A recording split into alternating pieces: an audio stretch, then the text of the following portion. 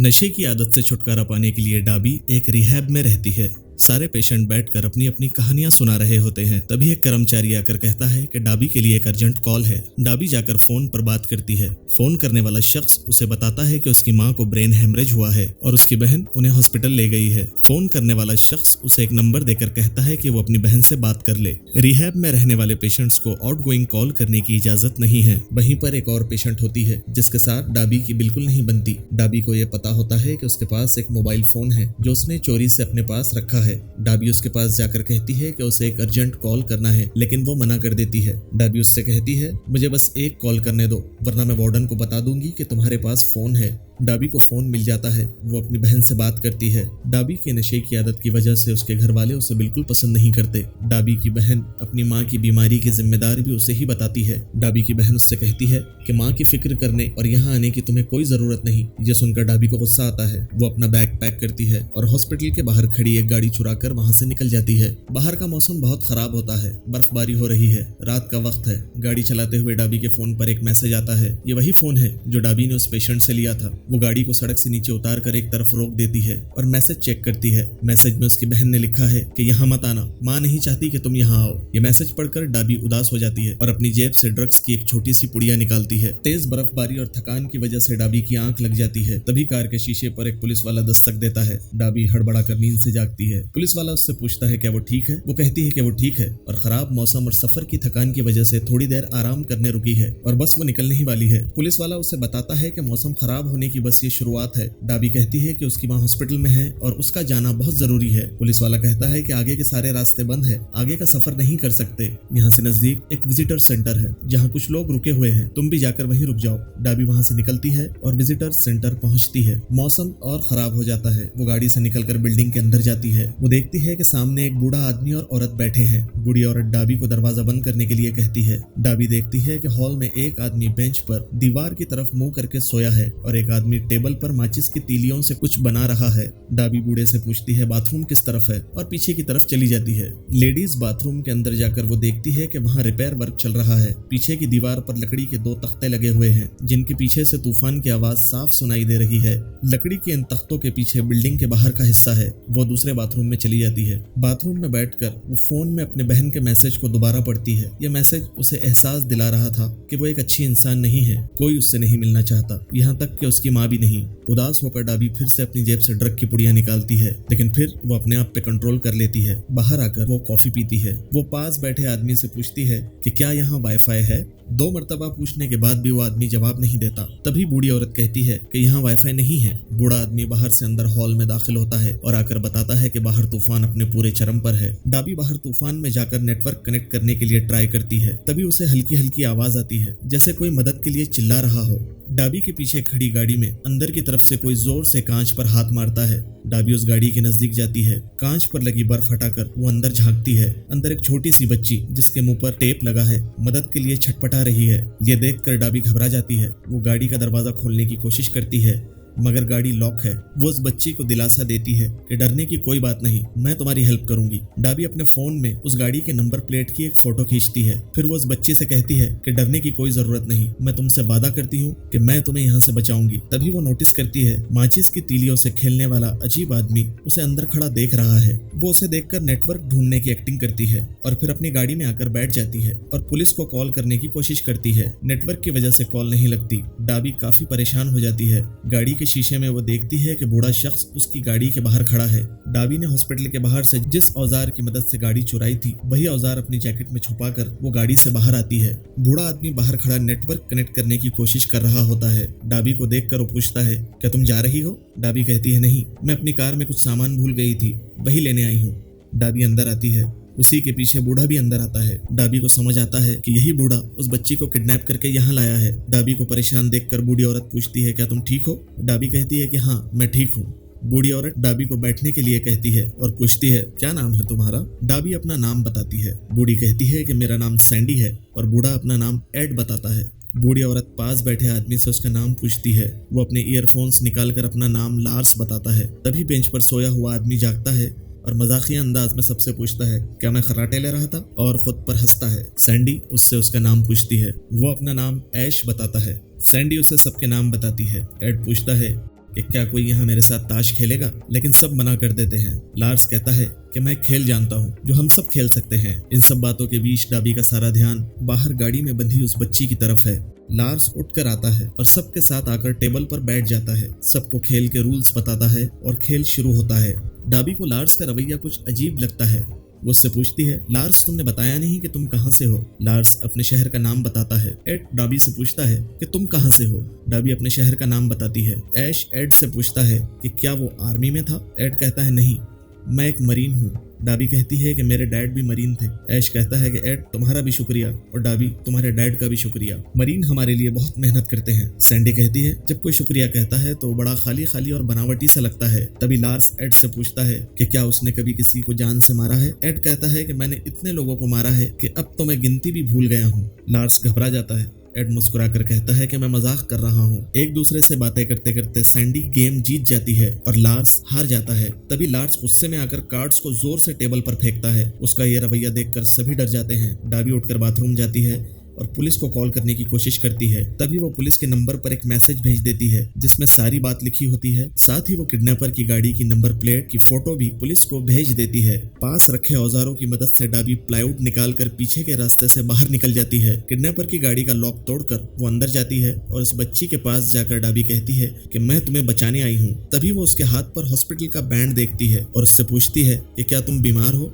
लड़की इशारे से हाँ कहती है। तभी किसी के आने की आहट होती है। डाबी गाड़ी के अंदर एक कपड़ा ओढ़कर लेट जाती है और लार्स गाड़ी में आकर बैठता है और बड़बड़ाता है। अंदर खेल में हारने का उसे अभी भी गुस्सा है। वो उस बच्ची से कहता है कि मैं यहाँ तुम्हें हीटर ऑन करके सर्दी से बचाने के लिए आया हूँ। लार्स गाड़ी स्टार्ट करता है। अंदर बैठे तीनों का ध्यान बाहर की तरफ जाता है। तभी लार्स देखता है कि गाड़ी के पीछे लगा हुआ कार्डबोर्ड निकला हुआ है। वो फौरन उसे वापस लगाता है। तभी डाबी उसके पास गन देख लेती है। लार्स उस बच्ची से कहता है कि दोबारा इसको हाथ मत लगाना, तुम्हें सही सलामत अंकल कैनी तक पहुंचाना है। लार्स का अंकल कैनी ह्यूमन ट्रैफिकिंग रैकेट चलाता है। लार्स कहता है कि मैं तुम्हारे लिए कुछ स्नैक्स लाता हूँ, तुम्हें भूख लगी होगी। यह कहकर वो गाड़ी से निकलकर अंदर चला जाता है। तब डाबी उस बच्ची से कहती है क्या तुम्हारा नाम जय है। बच्ची सर हिलाकर जवाब देती है। डाबी उससे कहती है मेरा नाम डाबी है, मैं तुम्हें जरूर यहाँ से बचाऊंगी। मैं बाहर जाकर कुछ मदद लाती हूँ, तुम डरना मत। डाबी जाते वक्त अपना कटर वहीं छोड़ जाती है। लार्स अंदर से एक स्नैक्स का पैकेट लेकर बाहर आता है। डाबी उसे आता देखकर गाड़ी से बाहर निकल जाती है और उसी रास्ते से वापस अंदर की तरफ जाती है। लार्स वापस आकर गाड़ी का लॉक खोलते वक्त जूतों के निशान देखता है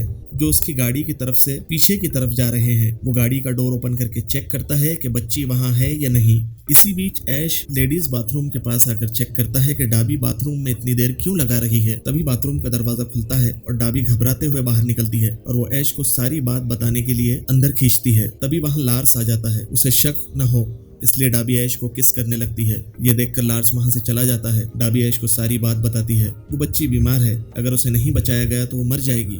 लार्स को मुझ पर शक हो गया है कि मैं उस वैन में गई थी। वो उससे ये भी कहती है कि उसने लार्स के पास एक गन देखी है। ऐश कहता है कि मैं एड से बात करता हूँ, वो एक मरीन है, हो सकता है उसके पास भी एक गन हो। और अगर लार्स को तुम पर शक हो गया है तो अगर तुम बाहर गई तो वो तुम्हारे पीछे जरूर आएगा और उसी वक्त मैं अंदर जाकर एड को सारी बात बता दूंगा। डाबी कहती है अगर एड के पास गन ना हुई तो। ऐश वहाँ पड़े हुए टूल्स में से एक कील ठोकने वाली ऑटोमेटिक मशीन ढूंढकर निकालता है और डाबी से कहता है कि हम इसे यूज करेंगे, तुम सामने के रास्ते से बाहर जाओ, लार्स तुम्हारे पीछे बाहर आएगा और मैं एड से बात कर लूंगा। लार्स हॉल में डाबी का इंतजार कर रहा था। डाबी हॉल से होते हुए बाहर जाती है। लार्स उसके पीछे बाहर जाता है। डाबी वैन के अंदर जाकर बच्ची के मुंह पे लगा हुआ टेप निकालती है। लार्स बाहर दूर खड़ा होकर देखता है। बच्ची के मुंह से टेप निकालते ही वो डर के कहती है कि वो लोग हमें मार डालेंगे। डाबी हैरत से पूछती है कि कितने लोग हैं। बच्ची कहती है कि 2 लोग हैं। तभी डाबी गाड़ी से बाहर देखती है कि ऐश एड से बात करने की बजाय पीछे के रास्ते से बाहर आ गया है। लार्स और ऐश दोनों मिलकर बात कर रहे हैं। ये देखकर डाबी बहुत घबरा जाती है। ऐश लार्स को डांटते हुए कहता है कि सारा काम तुमने खराब कर दिया है, तुमसे एक काम भी ढंग से नहीं होता, अब मुझे ही संभालना पड़ेगा, गन मुझे दे दो। ऐश लार्स से गन लेकर अंदर से लाई हुई कील ठोकने वाली मशीन लार्स को देता है और दोनों गाड़ी की तरफ बढ़ते हैं। गाड़ी का दरवाजा खोलकर ऐश देखता है कि डाबी वहाँ नहीं है। तभी उसे डाबी पीछे के रास्ते से भागते हुए दिखाई देती है। एड अंदर बैठकर देख रहा है कि बाहर ये सब क्या चल रहा है। ऐश गन को जैकेट में छिपाकर अंदर आ जाता है। लार्स डाबी का पीछा करता है लेकिन वो पीछे वाले रास्ते से अंदर चली जाती है। एड ऐश को पूछता है कि सब ठीक है। ऐश हाँ कहकर मुस्कुराते हुए बाथरूम की तरफ जाता है जहाँ से डाबी अंदर आ रही होती है। ऐश उस पर गन तान देता है। लार्स कील ठोकने वाली मशीन को बाहर छिपाकर सामने के दरवाजे से अंदर आकर टेबल पर बैठ जाता है और कानों में ईयरफोन्स लगा देता है। उसकी घबराहट और अजीब रवैये को सैंडी और एड गौर से देखते हैं। ऐश डाबी से उसका फोन छीन लेता है और पुलिस को भेजा हुआ मैसेज डिलीट कर देता है। सैंडी और एड लार्स से पूछते हैं कि डाबी कहाँ है। लार्स घबराते हुए जवाब देता है कि मुझे नहीं पता वो कहाँ है। ऐश डाबी को जान से मारने की धमकी देता है। गाड़ी के अंदर बच्ची अपने हाथ एक कटर की मदद से खोलने की कोशिश करती है। एड बाहर निकलकर डाबी को ढूंढता है। ऐश डाबी को बताता है कि वो इस बच्ची को बेचेंगे नहीं, वो ये सब सिर्फ पैसों के लिए कर रहे हैं। पैसे मिलने के बाद बच्ची को सही सलामत घर वापस भेज देंगे, तुम इस मामले में पढ़ने की कोशिश मत करो। तभी सैंडी वहां आ जाती है। ऐश फिर से वही हरकत करता है। सैंडी ऐश से कहती है मुझे डाबी से अकेले में कुछ बात करनी है। ऐश जाते वक्त डाबी के कान में कहता है अगर किसी को कुछ भी बताया तो मैं सबको मार दूंगा। ये कहकर ऐश अंदर चला जाता है। वहीं बच्ची अपने हाथ पैर खोलने में कामयाब हो जाती है। सैंडी डाबी से पूछती है क्या सब ठीक है। डाबी सैंडी से कहती है कि सब ठीक है। वो इस डर से सैंडी को कुछ नहीं बताती कि ऐश सबको कोई नुकसान न पहुंचा दे। डाबी और सैंडी भी आकर हॉल में बैठते हैं। सब हॉल में बैठे डाबी के फादर के बारे में बात कर रहे होते हैं। तभी लार्स देखता है कि बच्ची गाड़ी से निकलकर बाहर आ गई है। लार्स अचानक उठकर बाहर की तरफ भागता है। डाबी उठकर बाथरूम की तरफ जाती है। ऐश उसके पीछे जाता है। जैसे ही ऐश बाथरूम में एंटर करता है डाबी उस पर हमला कर देती है। दोनों की झड़प में गाड़ी की चाबियां ऐश की जेब से गिर जाती है। तभी पीछे के रास्ते से लार्स वहां आता है। ऐश पूछता है क्या तुम्हें बच्ची मिली। लार्स कहता है नहीं, लेकिन अगर वो मिल भी जाए तो हमारे पास नहीं आएगी। ऐश डाबी की तरफ इशारा करके कहता है हमारे पास नहीं आएगी लेकिन इसके पास तो आएगी। दोनों डाबी को लेकर बच्ची को ढूंढने के लिए बाहर निकलते हैं। बाहर निकलते वक्त डाबी ऐश की गाड़ी की चाबियां उठाकर अपने पॉकेट में छुपा लेती है। बच्ची को ढूंढते ढूंढते डाबी दोनों को चकमा देकर भाग निकलती है। ऐश उस पर गोली चला देता है लेकिन डाबी भाग निकलती है। गोली की आवाज सुनकर सैंडी घबरा जाती है। एड अपना जैकेट पहनकर बाहर निकलता है।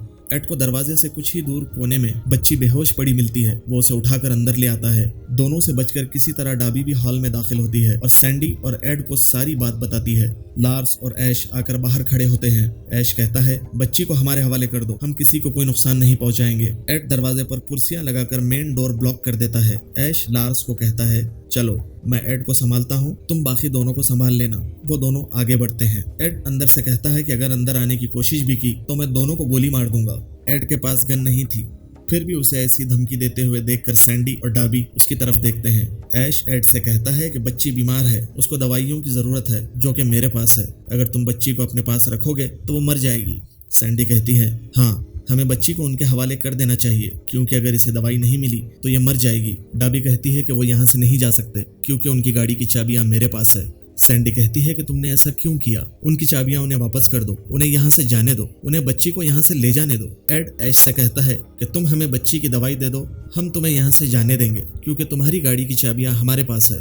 ऐश और लार्स गाड़ी से पेट्रोल का एक कैन लेकर वापस आते हैं और बाहर के हिस्से में पेट्रोल छिड़क देते हैं। एड कहता है कि अगर वो यहाँ से जा नहीं सकते तो हमें मारेंगे भी नहीं, हमें गाड़ी की चाबियां छुपा देनी चाहिए। एड अपनी गाड़ी की चाबी देकर कहता है कि इसे भी छुपा दो। डाबी चाबियां छुपाकर वापस आती है और अपने साथ कुछ टूल्स भी लेकर आती है। ऐश कहता है कि मैं 5 तक काउंट करूंगा और फिर आग लगा दूंगा। तभी बच्ची को होश आता है और वह सैंडी को पहचान लेती है। दरअसल सैंडी उस बच्ची की मेड होती है और किडनैपिंग में सैंडी का भी हाथ होता है। एड और डाबी ये सुनकर हैरत में पड़ जाते हैं। डाबी बीच में बोलने की कोशिश करती है तो वो उसकी आंखों में स्प्रे कर देती है। सैंडी चिल्लाकर ऐश को बता देती है कि एड के पास गन नहीं है। सैंडी एड को बताती है कि ये सब उसने एड की मदद करने के लिए किया। बैंक लोन्स की वजह से हम बर्बाद हो गए थे, यहाँ तक कि हमारा घर भी चला गया और मैं ये काम करके सिर्फ तुम्हारी मदद करना चाहती थी। ऐश और लार्स अंदर आ जाते हैं। सैंडी कहती है कि तुम लोग यहाँ क्यों आए, हम यहाँ न मिलने वाले थे न कोई बात करने वाले थे, हम फिरौती के पैसे लेकर अपने अपने रास्ते जाने वाले थे। डाबी कहती है कि ये लोग बच्ची के घर से फिरौती मांगने ही नहीं वाले हैं क्योंकि ये लोग इस बच्ची को बेचने जा रहे हैं। ये सुनकर सैंडी को अपनी हरकत पर बहुत अफसोस होता है। ऐश एड से कहता है कि मुझे मेरी वैन की चाबियां दे दो। एड कहता है कि मुझे पता नहीं चाबियां कहाँ है।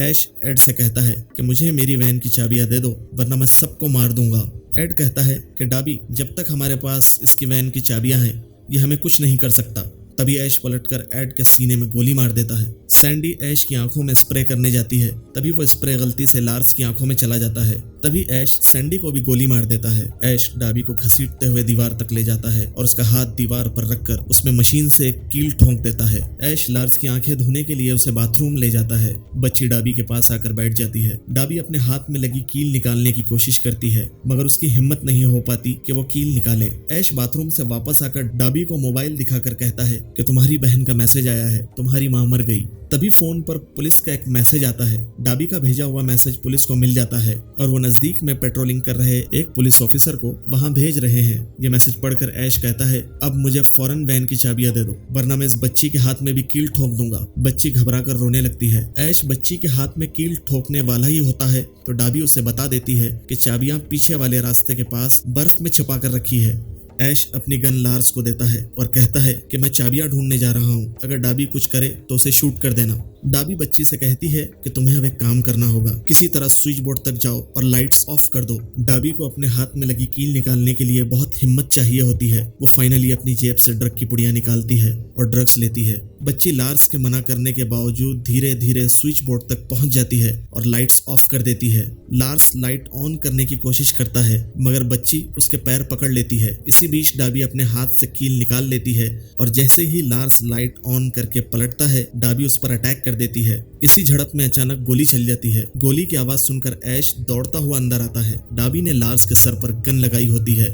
ये देखकर ऐश वहीं रुक जाता है। ऐश कील मारने वाली मशीन डाबी पर पॉइंट करता है। तभी बच्ची ऐश के हाथ पर एक हथौड़ा मार देती है और कील लार्स के सर में घुस जाती है। ऐश लार्स की तरफ दौड़ता है। डाबी गन पॉइंट पर बच्ची को लेकर बाहर निकल जाती है और गाड़ी में बैठकर जैसे ही निकलने लगती है ऐश गाड़ी पर कीलें मारने लगता है और एक कील गाड़ी के टायर में लग जाती है और गाड़ी सीधे खंबे पर जाकर लगती है। ऐश वापस पलट कर आता है और बिल्डिंग में आग लगा देता है। जैसे ही वो डाबी की कार की तरफ बढ़ता है पुलिस की एक गाड़ी वहां आती है। ऐश के हाथ में अब भी कील मारने वाली मशीन है। पुलिस वाला ऐश को हाथ ऊपर करने के लिए कहता है। तभी डाबी गाड़ी से निकलकर ऐश के हाथ पर गोली चलाती है जिससे ऐश के हाथ से मशीन नीचे गिर जाती है। ये देखकर पुलिस वाला डाबी पर गोली चला देता है। डाबी नीचे गिर जाती है। ऐश डाबी की गिरी हुई गन उठाकर पुलिस वाले को शूट कर देता है। पुलिस वाले के मरते ही ऐश डाबी के पास आता है और उससे पूछता है कि तुझे कैसे मारूं, तू कैसे मरना पसंद करेगी। इसी बातचीत के बीच डाबी एक स्क्रू ड्राइवर ऐश के गले में घोंप देती है और फाइनली डाबी उस बच्ची को बचाने में कामयाब हो जाती है।